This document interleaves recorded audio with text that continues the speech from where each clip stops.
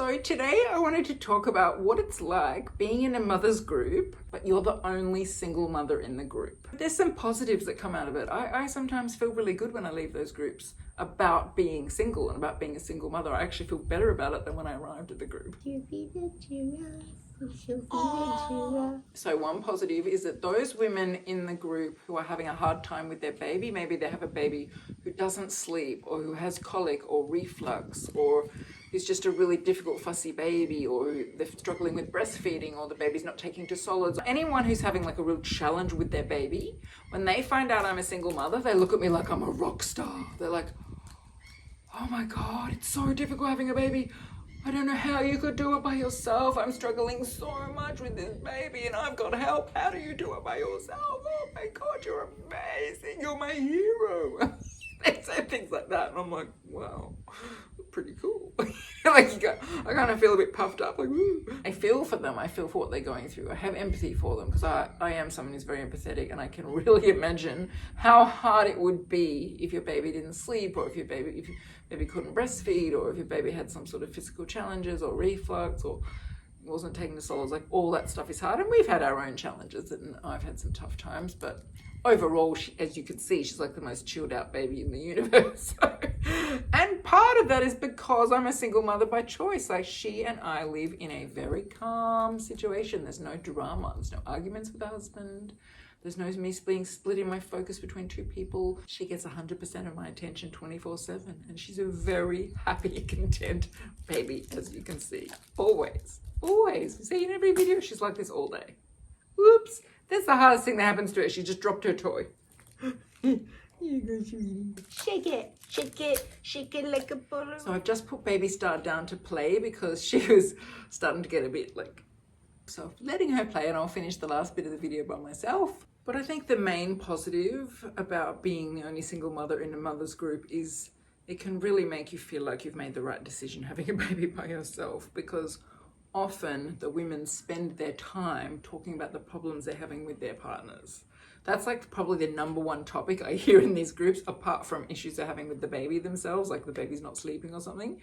Then they start talking about the husbands, you know, my husband this, my husband that, he wants to have sex all the time, or he's lost interest in sex, or he's missing me, or he's not helping with the baby, or we're starting to have financial struggles and we're arguing all the time. It's interesting that in the mothers whose babies are very small, like maybe 2 or 3 months old, I'm not hearing much of this, but the mothers whose babies are older, like maybe over a year, the cracks are starting to show. Like, a lot of them, I really feel for them. They're having real challenges in their relationships, and it makes me feel really lucky. Like, I just don't have to deal with any of that. Like, Baby Star and I, we live in such a calm life. There's just no drama. There's no drama. It's just me and her, and we love each other, and that's it. It's very simple. Whereas these other women, they're having to balance their baby with their partner, and the needs of the baby and the needs of the partner and their own needs. And it's just infinitely more complicated than just you and your baby. And so often I come out of these mothers groups, yes, logistically it's easier for them. They have another person to drive them and another person to carry things, another person to feed the baby, etc.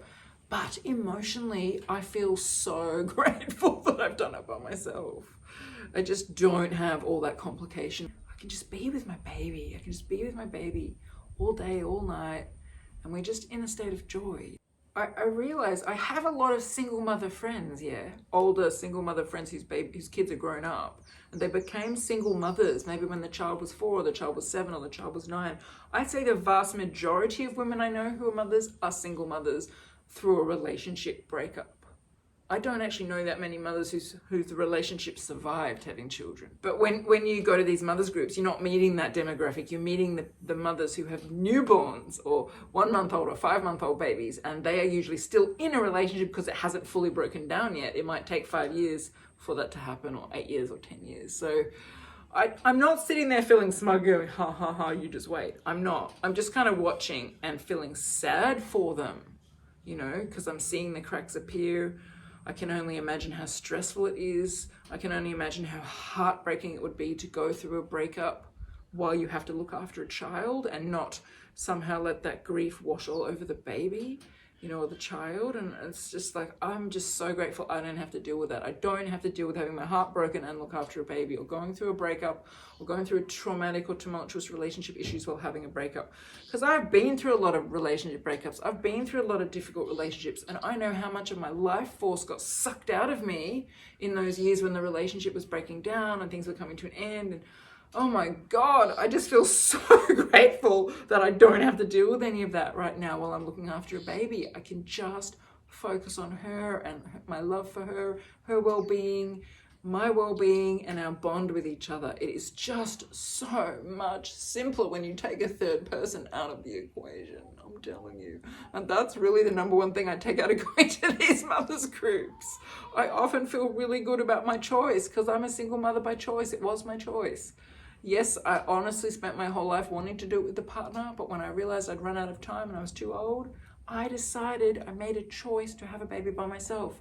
And I'm realizing now that it was a really good decision, because there's just no drama when you're a single mother by choice. There might be drama for other reasons, your family or friends or work environment, but you don't have the drama of the romantic relationship with the partner. So that's definitely one of the positives of being the only single mother in a mother's group. That makes me appreciate my situation. And anything in life that makes you appreciate your situation is always a good thing, because when we appreciate our situation and we feel gratitude for our situation, then our energy completely changes and we magnetize in things that really, really serve us, and we end up living a much better life. So I'm always grateful when something makes me appreciate my life situation. So thank you to those mothers, even though I really, really feel for you and what you're going through with your partners. And I'll say another positive of being the only single mother in a mother's group is that you realize that it actually doesn't matter that you're a single mother. It's not relevant, because the bottom line is you're all moms. You're all going through the same stuff with your baby. Your babies are going through teething. They're learning about eating solid food. They're starting to crawl. Whatever stage your baby is at, that mother is either going through it right now, or they went through it 3 weeks ago, or they're about to go through it. And the bottom line is most of what we talk about in the mothers group is our babies. So I really enjoy going to them, even though I don't have the exact same situation as the other women. I'm single, they're not, because I get to go and talk to women who are dealing with a baby that's army crawling and not quite crawling yet, like mine. She's starting to be more playful. She's starting to interact more. So are their babies. I watch my baby and their babies start to crawl over to each other and touch each other's faces. It's so beautiful. And that's why it's still worth going to these mothers groups. Obviously, if I could find a mothers group for single mothers by choice who are over 40 in my area, I would go to that in a heartbeat. That would be the best possible group to go to. And if you live in a big city, you may be able to find a group of single mothers by choice who are in your age bracket. And that is just the most wonderful group to join, because you have everything in common. As I said, I've started a group for mothers over 40 in my area. Only one single woman in it, because there's not that many of them around here, single mothers by choice. But at least I'm with women going through it at the same age as me, and that's fantastic. But if you live in an area where there are single mothers by choice, please set up a group or find a group. That's wonderful. But if you don't, and you're in my situation, just join any mother's group you can find where the babies are a similar-ish age to yours. It's no point going to a group where the kids are 5 years old and your baby's 3 months old. But if they're 6 months old and you're 3 months old, that's fine. Just other little babies, you will have stuff in common. Even if these women are 30 years younger than you, even if they've got loving husbands and you're single, even if they're in a different socioeconomic bracket than you, even if they have completely different interests and hobbies than you, whatever. The fact that you have babies of the same age gives you a huge thing in common, and it's something you can't talk about with other people. You can't talk about it with your family or your normal friends. The fact that your baby's eating these solids but won't eat these solids, and should you do baby-led weaning or should you do purees or spoon feeding? That's not too much detail for your normal friends. They're not interested in that. But your mother's group, they are interested in that. That's all they want to talk about.